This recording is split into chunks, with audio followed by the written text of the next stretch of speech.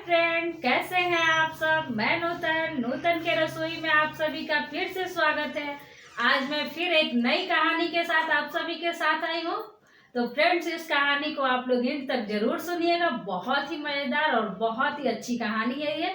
आप सभी को भी इस कहानी को सुन के बहुत ही ज्यादा आप लोगों का मनोबल बढ़ेगा और मुझे भी ये कहानी बहुत अच्छी लगी, इसलिए मैं आप सभी के साथ ये कहानी शेयर कर रही हूँ। तो फ्रेंड्स, कहानी की नाम है बीबी की समझदारी। एक गांव में एक राजा रहता था जिसकी दो पत्नी थी। बड़ी वाली पत्नी का बच्चा था, दो बच्चे थे, और छोटी वाली पत्नी को कोई बच्चा नहीं था। राजा अपने दोनों पत्नी को बहुत ही मानते थे, लेकिन कहीं ना कहीं बड़ी वाली पत्नी जो थी छोटी वाली पत्नी से जलती थी और उसे बच्चा भी नहीं था, इसलिए उसे बहुत ही अच्छा मौका मिलता था राजा के साथ समय बिताने का और राजा के साथ समय से रहने का और राजा के साथ अपना टाइम पास करने का। और वो बिल्कुल नहीं चाहती थी कि छोटी वाली रानी के पास राजा जाए और टाइम दे।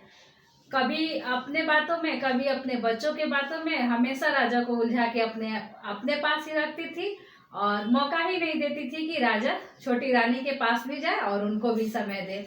एक दिन की बात है कि राजा का जो आदमी था वो बोला कि कहीं दूर गांव में मेला लगा हुआ है, तो राजा साहब आप अगर चलना चाहें तो आप चल सकते हैं।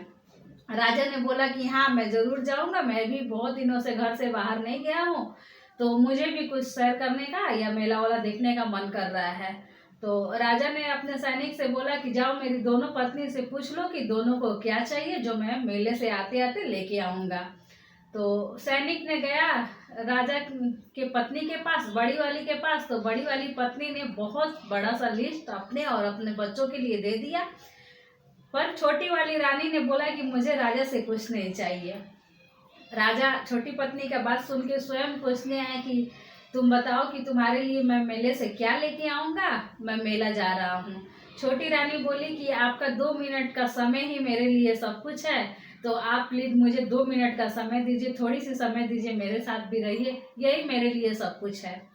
राजा ने पत्नी का बात सुना और मेले में चला गया। जाते जाते अपने सैनिक से बोला कि आने के समय आप लोग याद दिलाना कि मुझे अपनी बीवी और बच्चों के लिए सामान लेना है। राजा ने बहुत मेला का सैर किया, बहुत घूमा और जितनी सामग्री बड़ी रानी ने अपने बच्चों और अपने लिए लिस्ट दिया था सारा खरीद लिया। आते आते उन्हें लास्ट टाइम एक गणेश जी का मूर्ति दिखा, जहाँ एक इंसान मूर्ति और मिट्टी का सब चीज बर्तन बेच रहा था।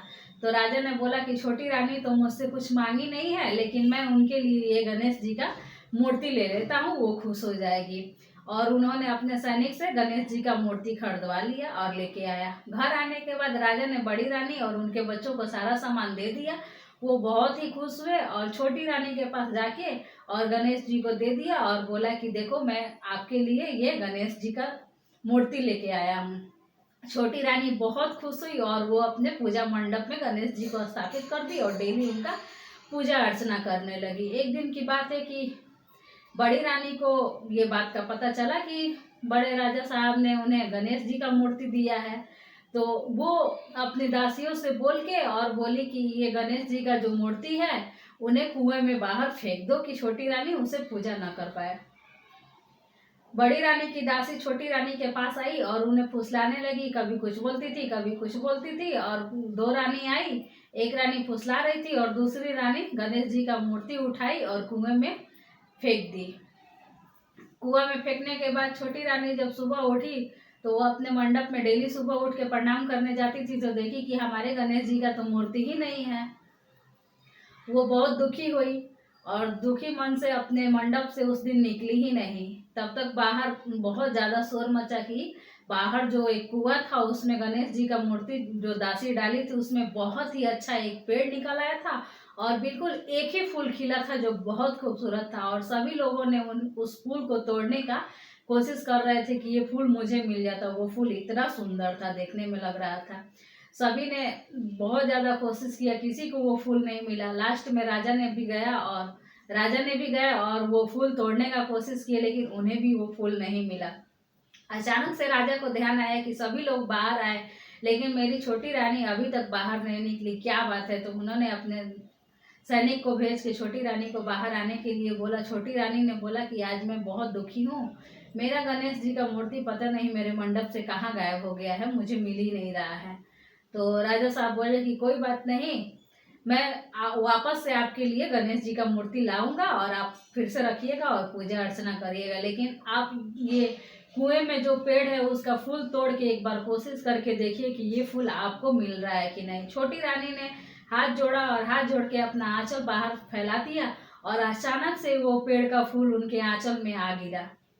इस पे सभी लोगों ने बहुत बहुत ज़्यादा खुश हुए। छोटी रानी ने जब अपना आंचल फैलाया तो वही वाला गणेश जी का मूर्ति था जो उनकी दासी कुएं में फेंक दी थी। वो बहुत खुश हुई और खुश होके वापस से लाके और गणेश जी को फिर से स्थापना की और पूजा करना शुरू कर दी। जब राजा साहब को पता चला कि आखिर ये गणेश जी का मूर्ति कुएं में गया कैसे, तो उनकी दासी बता दी बड़ी रानी की कि बड़ी रानी ने हमसे बोला था कि ये गणेश जी का जो मूर्ति है आपको कुएं में फेंक देना है, तो मैंने फेंक दिया।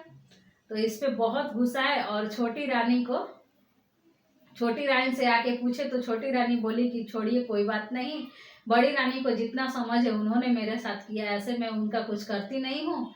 वो फेंक दी। वापस से गणेश जी मेरे थे और मेरा श्रद्धा और अर्चना अच्छा था, तो मुझे वापस से मेरे गणेश जी मिल गए। मुझे उनसे कोई मतलब नहीं है कि उन्होंने हमारे गणेश जी को कुएं में फेंक दिया, और मैं कल से फिर से पूजा करूँगी। तो बड़े राजा बोले कि ये आपकी महानता है कि आपने बड़ी रानी को छोड़ दिया, लेकिन मैं उन्हें आज ही राजमहल से बाहर कर दूंगा। और गुस्से में जाके उन्हें दरवाजे से खींचते हुए बड़ी रानी को बाहर निकाला और बोला कि आज ही इस शहर से और इस महल से और मेरे से दूर होके बहुत दूर जाना है आपको, और आज ही मैं आपको निकालता हूँ अपने महल से।